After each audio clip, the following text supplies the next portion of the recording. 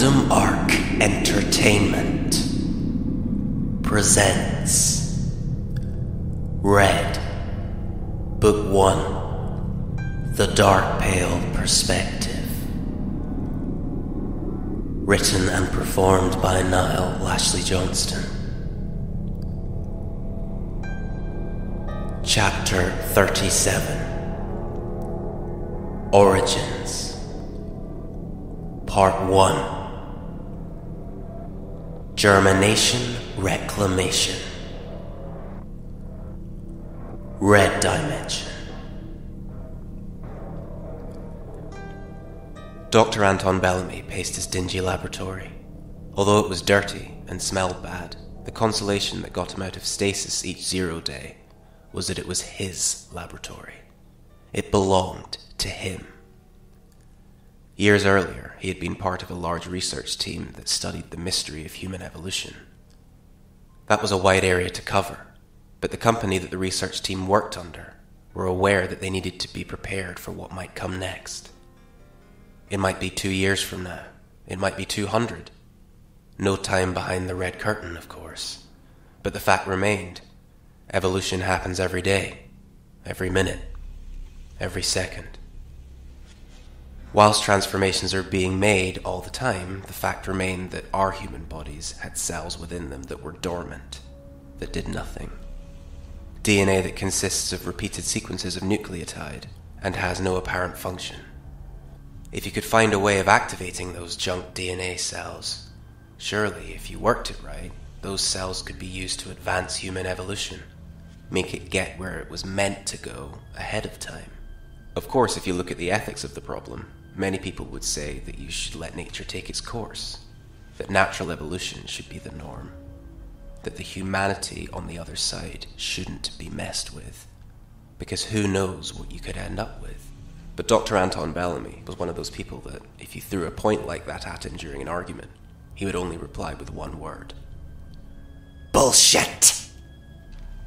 Not knowing what would come of experimenting with human genes filled a lot of the other doctors with nothing but fear and uncertainty, but it excited Bellamy. He had thought that his occupation would be the ideal one for getting answers and moving forward from there, but even the company he used to work for thought Bellamy's ideas were far too radical, and so he was relieved of his position, which made him ripe for the picking to serve various rogue nations. More accurately, his previous employers had asked him to resign. At first it had filled him with rage, but after musing upon it, it gave him hope. Maybe his freedom was the answer to the human's salvation. It wasn't going to happen overnight. Bellamy knew that. But he also knew that he had a fire burning within him that didn't burn as bright in others. The determination to do what was and is necessary. What Bellamy's previous job had been good for, however, was developing technical skills for playing around with genes, mixing them up and testing the results on animal and humanoid life forms. Whatever was available in Northside Central. That was a problem Bellamy had. His humanoid lab rats were dwindling in numbers. He needed more. His employer needed more. It was humanoid biology that interested Bellamy most, and having his own laboratory was perfect for that. The bad smell was due to the history of life's decay in the room. It wasn't strictly ethical, but neither was science. Just look at cancer. Just look at the universe. He was becoming used to the smell of decay, and that didn't bother him. It wasn't just a matter of extracting specific genes, mixing them up, and hoping that the humanoid awoke with better vision, hearing, or faster brain activity. It was much more complex than that. Sometimes you had to make things worse, a lot worse, before you made them better. Because this was all to do with the idea of natural or unnatural selection, each of these evolutionary occurrences had to happen naturally. It wasn't like you could inject every newborn child with some sort of super soldier serum. The body had to work things out for itself, and in order for the process to be passed on, reproduced, breeding was necessary. Not necessarily in a sexual sense, although Bellamy knew that that would come into play when it mattered. The breeding of bacteria and pathogenic material was also a must, because that was the only way to accurately test the human body's natural reactions. You had to infect them first. This was Bellamy's third attempt at synthesizing a man-made virus. The first couple had failed, that was because he couldn't test it alone. In order to achieve his goal, Bellamy had to plan decades in advance. He was sure with the right test subjects, the next stage of his plan would succeed. Right now, though, he had to focus on the second stage. His employer wanted to turn up the heat and make those humans burn. Bellamy stepped back from his latest cadaver, taking stock of what he had learned so far. It helped him to travel back in time in his head to his earlier research, as it was a simpler version of what he was currently contending with. The first stage demanded a slow growth process. There was more to it than that, but that was the bare bones of it, which, in that eternally frozen moment, was what mattered. Bellamy saw the previous stage as a trial run, a long-winded attempt at advanced gene therapy. And it worked. The High Council were now reaping the extraordinary benefits that came out of that research. But this was the shortcut, and it was close, very close. Bellamy had spent the last few research shifts looking over his shoulder. He was convinced someone was after him. If they found the Crozian DNA stockpile, they would have him, no matter what division they claimed to represent. A chill ran up Bellamy's spine. He wasn't alone. Footsteps, coming from all directions. Only one pair of feet was discernible in the silence of the lab. Reverb. Echoes. Laughter. Metal scraping against metal. Footsteps again. Then darkness. The power to the lab shut down, which snapped Bellamy out of his frozen moment. What was going on? Who knew he was here? Only his employer and trusted others in the organization he now belonged to knew his location. And this didn't sound like friendly company. There was the laughter again. It was a laugh Bellamy was beginning to recognize, and that only increased his panic as he began to scrabble around in the darkness. The only lights the battery-powered equipment around him. Bellamy gently ran his hand over one of the equipment tables, looking for something sharp. There was a sudden yet shallow stabbing pain in the center of his palm. That would do just fine. The hairs on the back of Bellamy's neck stood up as he heard the voice, a voice that signified his potential doom. You! Can you hear me? Bellamy! I'm just here to exchange traditional pleasantries with an old friend. Can we talk? Doctor to doctor. Bellamy ducked down behind the equipment table, clutching his sharp, makeshift weapon in his bleeding right hand. It was a surgical saw powered by Acolyte, the planet's independent solar resource. The motor was silent, and so he activated the saw, being careful to make sure that the blades didn't come into contact with the tiled, blood-stained floor, else it would give away his position. Although, Bellamy thought, as he heard him call out again, there wasn't much point trying to attack, or even hide from this man. This man sees all. And what made Bellamy sweat so was that it was partially thanks to all his hard work. I'm no longer smiling bright, Professor. I'm sulking in the dark. Sulking. There was a sudden crash from the other end of the lab. Something had fallen over. Most probably a minor experiment. There was a faint trickling sound as the soggy experiment emptied onto the filthy floor. Bellamy suddenly remembered that some of the wires snaking across the laboratory floor were frayed, and even if the power was shut off, there would be sparks. And he was right. At the other side of the lab, various areas on the floor began to crackle and spark, and it seemed that all the fuses in the walls around Bellamy were beginning to overload. The power returned and disappeared in quick succession, confusing the various alarms that Bellamy noted had not sounded on the unwelcome guest's initial entrance. Then again, they never did. Deciding that he couldn't risk any more damage to his lab, Bellamy rose up from behind the equipment table. He held the saw behind his back, the motor deactivated. All right, Stop! Just stop! There was no reply from the voice of doom. No laughter. No taunting. Nothing. Bellamy took a deep breath. Hello? He called out, as firmly as he could. The power was down again, so he could see nothing. He stole a quick glance behind him for all the good it did him, then back again. In the next second, the lights came on, brighter this time, causing Bellamy to squint. He almost lost his balance, but stepped back to correct himself. In doing so, however, his foot came into contact with another's standing right behind him, silent, deadly, and no doubt, smiling. Hello, you. Bellamy cursed in his native language.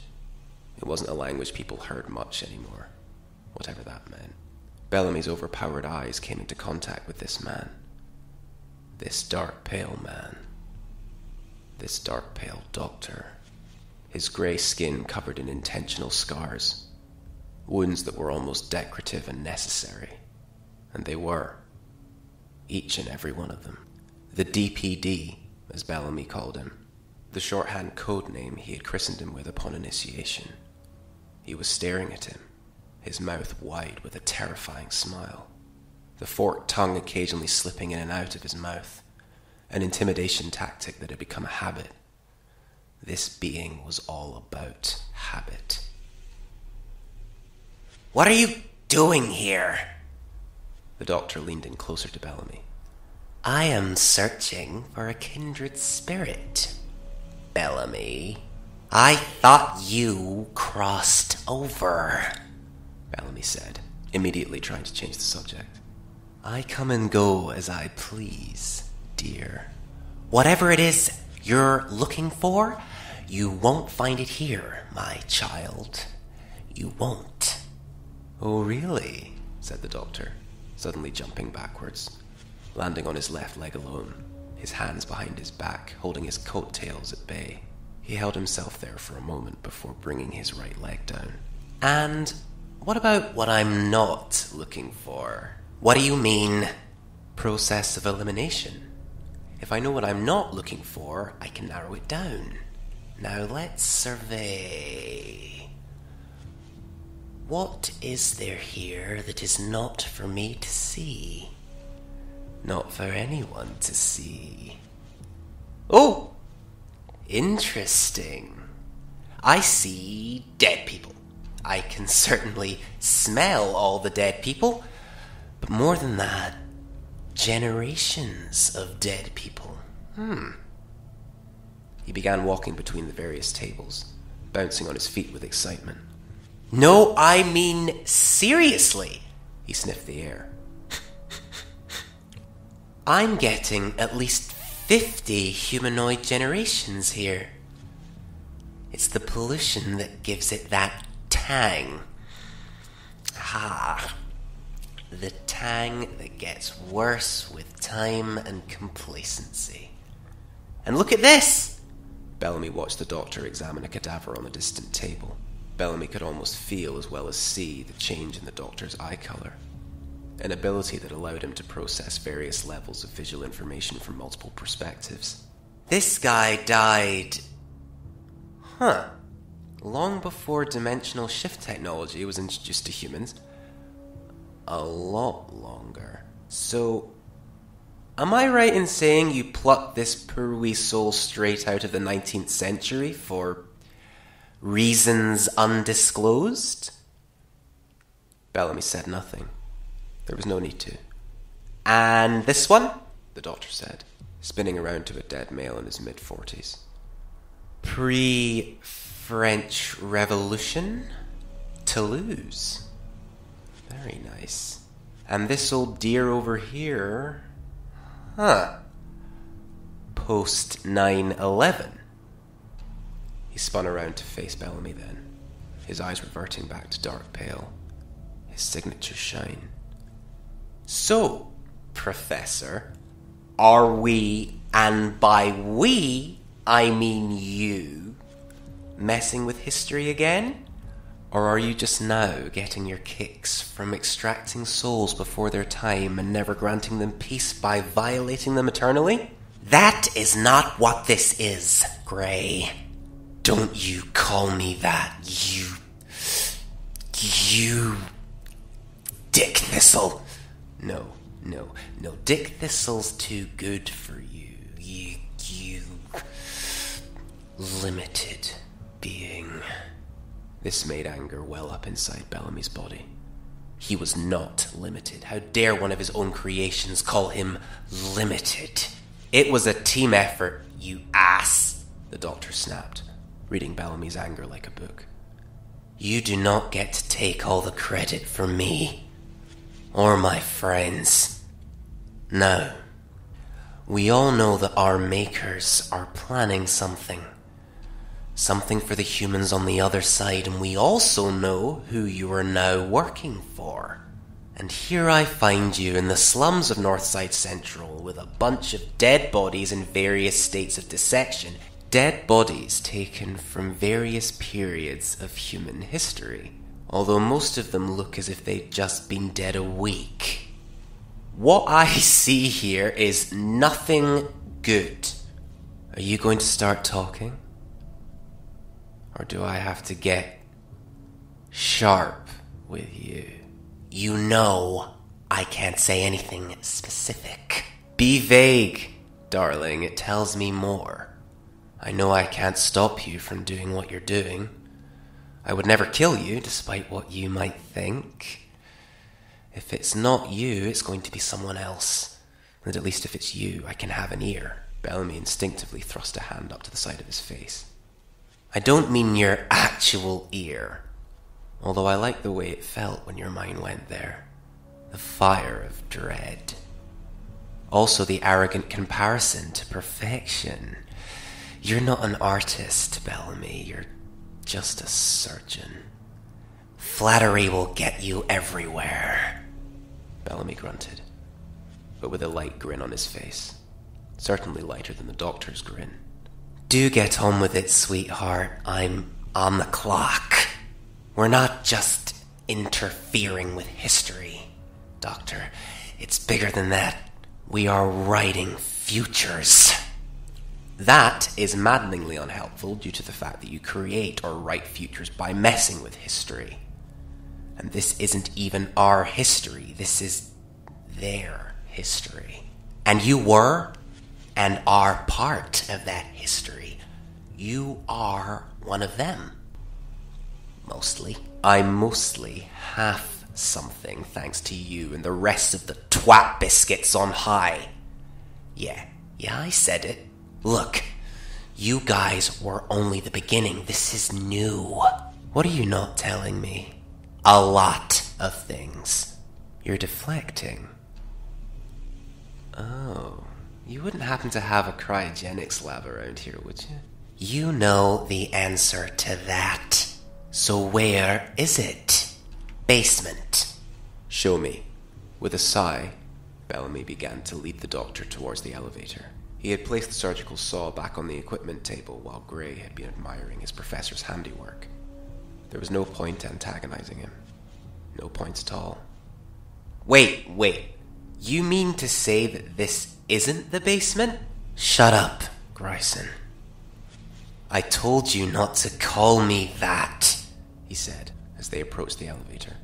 Bellamy had already activated it remotely, and it was ascending from below. It was a large vaulted space at the top.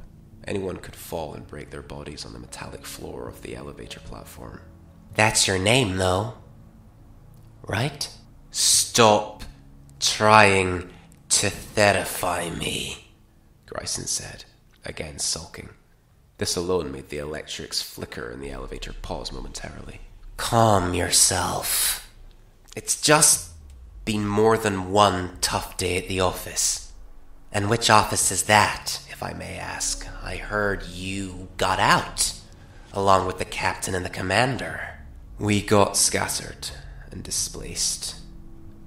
The way time is back home, it's like we've been leading separate lives for just shy of a decade now. Even though it only feels like yesterday. I'm not even sure whether they've been back behind the curtain like me, or whether they're just choosing to stay gone, which is the smart thing. We're out of contact, which doesn't make sense either. He stepped closer to the vaulted space, almost daring to drop down. The red light means you can't go. You know that, right? Bellamy said. It's not saying that I can't go. It's just saying I shouldn't go. That's the same sort of feeling I had when we left for Croesus. You don't consider yourself part of the team? I didn't say that. They stepped back onto the elevator, and it began its descent. How did you get a hold of her? The senator. The head of operations said that I was the only one who could be trusted to keep a low profile. Plus, I have a cryogenics lab in my basement. You live here? Temporarily. Temporarily? Phases in and out of existence in places like this. How long have you been here, Professor? There was a softness to his voice now. I stopped keeping track. After how long? Nice try. It doesn't matter. What matters is what comes next. That's what all this is about. What comes next. So, everything up there, the Crozian girl in the basement, all of this is for the next stage. Initiation seems like eons ago. In a way it was, but we heard stories about stage 2. Stories that terrified us. It wasn't the fact that it was a weapon. We were all weapons. But we had supervision. Heavy supervision. Regular surgeries and training. If you hadn't kept us in line, we would have destroyed everything. I know, Bellamy said, solemnly. I know. But if you're building what I think you're building, and it goes, need I say, viral, there's no going back from that. It is the next stage in the process.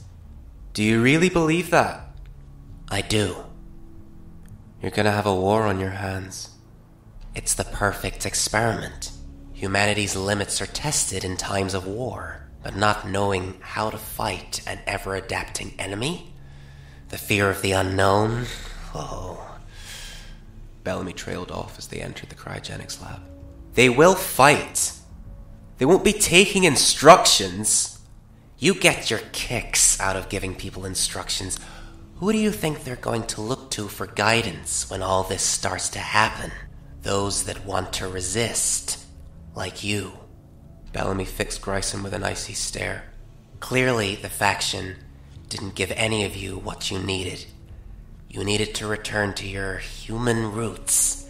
You and the others could help the humans resist, or, failing that, help them adjust to a new kind of world.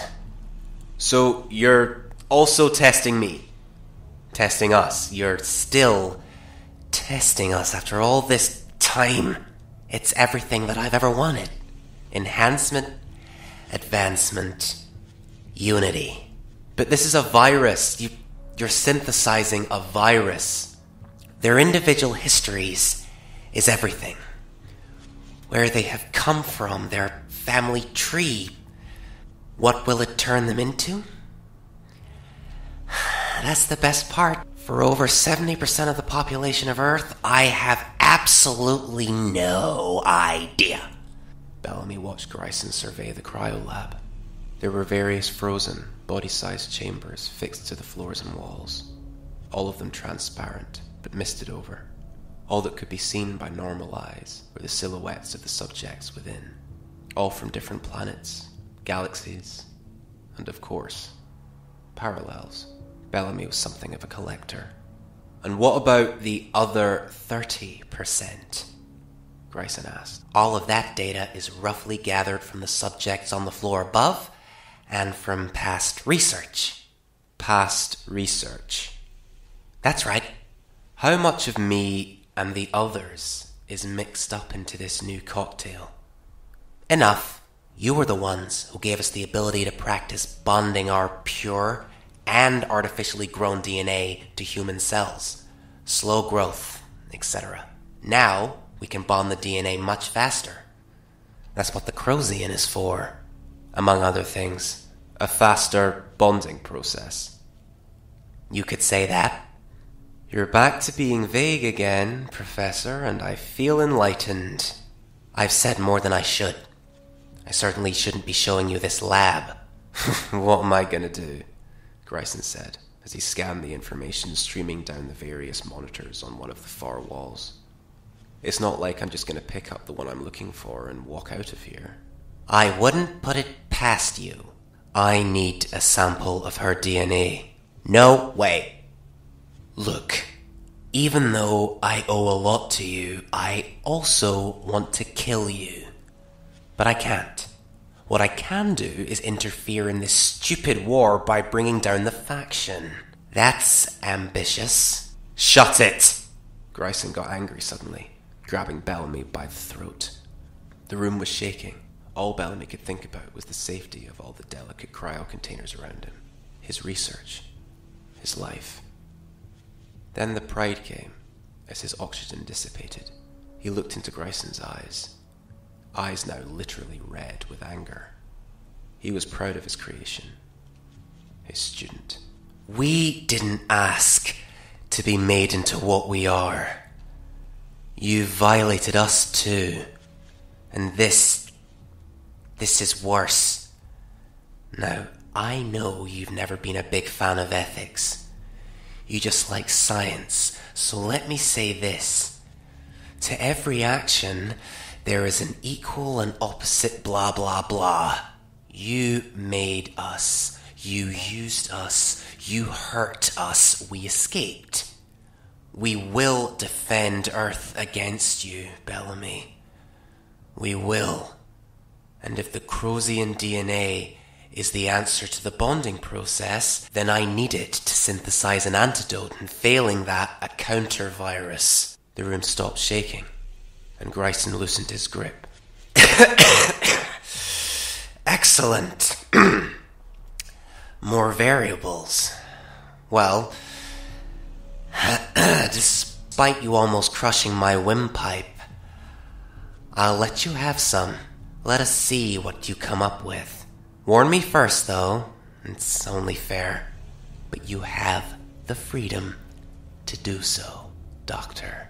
Because freedom is a multifaceted construct that extends beyond political ideology. Yeah, I know. I can read that shit-eating grin on your face. You're giving me the freedom to interfere with the science of your research in the form of a countervirus to try and prove that it questions ethics that you continuously preach are artificial constructs. But just because they are artificial does not mean that they are not multifaceted. Here endeth the lesson. Gryson sighed. Very good, Gray. I'll be here for a good while should you need any more refreshers.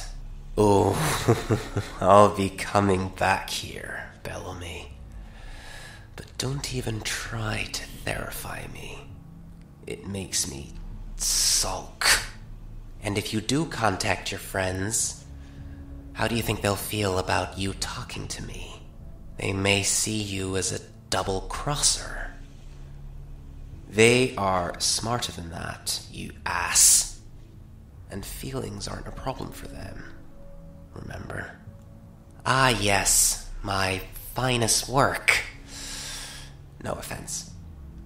Some taken. That's your flaw, Gryson. I am happy to be imperfect, Professor. What we did to your brain? I don't even think you know what that is anymore. Happiness or imperfection? Both. Give me the fucking sample. As you wish, my child. As you wish. Just one other word of advice. One word? Right. A phrase, then. I'm listening. Please, when do I not fucking listen? When you go back into whatever human hell you're probably living in to process this sample. More than a phrase, Doc. More than a phrase. Think outside the box. Why don't you go think outside the bleeding box for once? You, Mr. Boxy Box Man. What you're doing is insane. Bellamy made for one of the sub-zero glass casings. The one he stopped at was reminiscent of Nora Fry's cryo container. Gryson grinned, calming down slightly, as he did when his other passions creeped into the less savory parts of his existence. The passions that had dominated his life with joy and knowledge before all this. Before everything. Everything can be traced back to Batman. He giggled then. Is something funny now? Bellamy asked, as he retrieved the sample via a process called ICDI, or internal compression drill injection, a mechanism by which samples can be retrieved, from blood to bone marrow, via, in this case, an internal automated biopsy apparatus. Did I miss a funny thing? Bellamy turned now, holding a sleek steel sample container in each hand. Both could be used for tests and transfusions. Bellamy smiled. Blood, plasma, marrow, everything you need for workable results. Anything I say to try and convince you to turn back is just going to fall on deaf ears, Gryson said, as he snatched the samples from Bellamy. He turned away and started to walk towards the elevator. Bellamy didn't follow him. He wanted to stay down here with his various prizes, and begin some research on the side. He had to try and get ahead of his student, who was now muttering to himself quietly as the elevator returned to the upper level of the laboratory. Bellamy could just hear him over the noise of the ascent. Deaf ears. Huh. I could just go back down there and perforate those deaf ears with that Git's-own anal hair. That's... How the freak am I going to do that? Bellamy almost chuckled as he turned back to his work, setting up his workbench that sat in the middle of his various frozen subjects for ease of switchover. That boy, he said to himself as he sat down, zipping up his lab coat against the cold, but simultaneously enjoying the temperature. It had a connotation that also made him smile. That boy may be the doom of our timeless time. Or at least he'll be the one to decide it.